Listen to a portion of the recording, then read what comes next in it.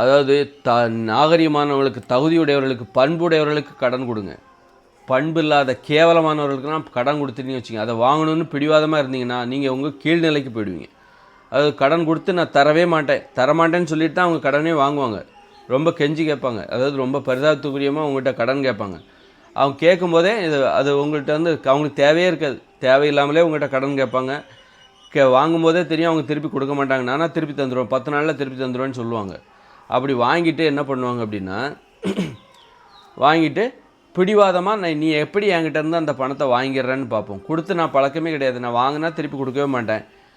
அதுக்கு என்னென்ன வழியெல்லாம், அப்புறம் வாங்க, அப்புறம் முழுசாக கொடுத்துட்றேன், மொத்தமாக கொடுத்துட்றேன், அப்புறமா வாங்க, எப்படி வாங்க அப்படின்னு சொல்லிட்டு சொல்லுவாங்க.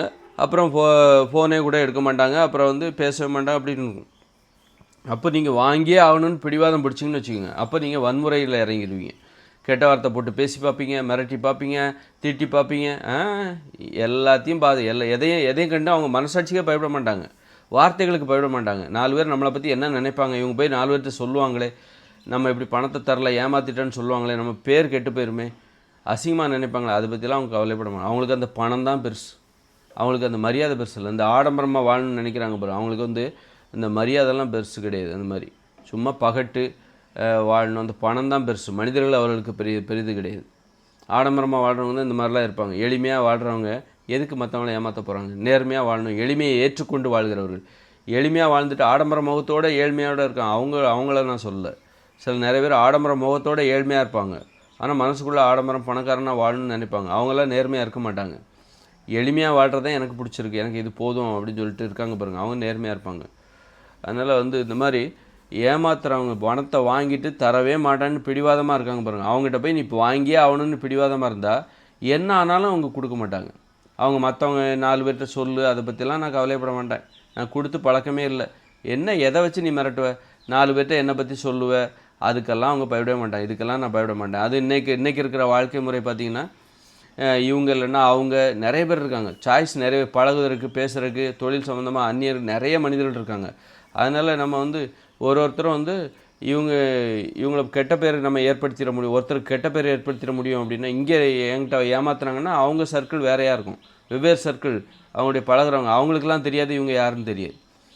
இப்போ ஒரு ஊரில் கிராமத்தில் வாழ்கிறோன்னா இவன் ஏமாற்றிட்டான் அப்படின்னா, அந்த ஊரில் நம்ம நிலையாக ஒரு இடத்துல வாழும்போது ஒருத்தர் ஏமாத்தினாருன்னா, அவர் ஏமாற்றிட்டாருன்னா அந்த ஊருக்கே தெரிய வரும், ஒருத்தர் சொல்லி பேரை கெடுத்துடலாம். அப்போ அதுக்கு பயப்படுவாங்க. ஆனால் இன்றைக்கி இருக்கிற நகர வாழ்க்கையில் பார்த்திங்கன்னா, ஒருத்தர் வந்து பல்வேறு தரப்பட்ட மக்களோடு இப்போ தொடர்பு வச்சுருக்காங்க. இப்போ நம்மக்கிட்ட அவங்க ஏமாத்துறாங்க அப்படின்னா, அவர் வந்து நம்மளை ஏமாற்றிட்டார், ஆனால் அவருடன் தொடர்புடைய பல்வேறு தரப்பட்ட மக்கள் இருக்காங்க, அவங்களுக்கு இந்த விஷயம் தெரியாது. அவர் வந்து யாரோடலாம் பேசுகிறாருன்னு நமக்கும் தெரியாது. அப்படி இருக்கும்போது நாம் ஏமாந்துட்டோம் அப்படின்னா அது அவருக்கும் நமக்குமான விஷயமாக தான் இருக்குது. அவரை தெரிந்த எல்லோருக்கும் அவர் நம்மை ஏமாற்றியது தெரிய வராது. இது இந்த நகர வாழ்க்கையில். அதனால் அதை பற்றி அவங்க கவலைப்பட மாட்டாங்க. நீ இல்லைன்னா நான் இன்னும் வேறு யார்ட்டையா பேசிக்க போகிறேன், நீ என்கிட்ட பணம் கொடுக்கலன்னு சொல்லிட்டு நம்ம அவங்ககிட்ட பேசலைன்னா அதை பற்றி கவலைப்பட போகிறதில்ல. நீ பேசலைன்னா எனக்கு நிறைய பேர் இருக்காங்க, இந்த மாதிரி நீ இல்லைன்னா எனக்கு நிறைய பேர் பழகிறதுக்கு இருக்காங்க, நான் தொழில் பண்ணுறதுக்கு எனக்கு கஸ்டமர் வேறு எங்கேயா கிடைப்பாங்க, அதனால் நீ ஒன்றும் என் வாழ்க்கையில் இந்த பாதிப்பை ஏற்படுத்திட முடியாது அப்படின்னு சொல்லிட்டு இருக்காங்க. அதுவே அன்றைக்கி கிராம வாழ்க்கையில் நிலையா ஒரு இடத்துல வாழும்போது நீ ஒருத்தரை ஏமாத்தினா எல்லாருமே கேட்பாங்க, நீ இந்த மாதிரி ஏமாற்றிட்டியாமே, அவன் சொல்கிறான் இந்த மாதிரி பணத்தை வாங்கிட்டு திருப்பி கொடுக்கலையாமே, இந்த மாதிரி அப்படி எல்லாருமே ஊர் ஃபுல்லுக்கே கெட்ட பேர் ஆகிடும். இவன் திருடிட்டான்னா ஊர் ஃபுல்லாக தெரிஞ்சிடும். நிலையாக ஒரு இடத்துல வாழும்போது, ஒரு கிராமத்தில் வாழும்போது யாராவது ஒருத்தர் திருடிட்டாலே இவன் இந்த மாதிரி திருடிட்டானான்னு அதுவே பெரிய பேச்சாக ஊர் முழுக்க தெரிஞ்சிடும். இன்றைக்கி இவர் திருடிட்டாரா, இவர் மேலே போலீஸ் கேஸ் இருக்கான்னு நமக்கு தெரியாது, ஏன்னா அது அவருக்கும் போலீஸ் ஸ்டேஷனுக்குமான விஷயமா இருக்கும், அந்த விஷயம் நமக்கு தெரியாது. இந்த மாதிரி தான் நம்ம வந்து இன்றைக்கி இருக்கிற வாழ்க்கை தப்பு செய்வதற்கு ஊக்கம் தருகிறது. நிலையாக ஒரு இடத்துல வாழும்போது தான் நம்மளை பற்றி எல்லாருக்கும் தெரிஞ்சிடும், தவறாக தெரிந்துவிடும், அதன் பிறகு நம்மை ஒதுக்க ஆரம்பித்து விடுவார், நம்மை நம்ப மாட்டார்கள், ஆனால் இவர்களைத்தான் சார்ந்து வாழ வேண்டியிருக்கும். அப்படிங்கும்போது தான் ஒழுக்கமாக வாழுவாங்க. இன்றைக்கி பார்த்திங்கன்னா நீ இல்லைன்னா எனக்கு பல பேர் இருக்காங்க, எங்கே போனாலும் மனிதர்கள் தான் இருக்காங்க, நான் யார்கிட்ட வேணாலும் பழகிப்பேன் அப்படின்னு சொல்லிட்டு தப்பு பண்ணுறதுக்கு இது ரொம்ப சாதகமாக இருக்குது.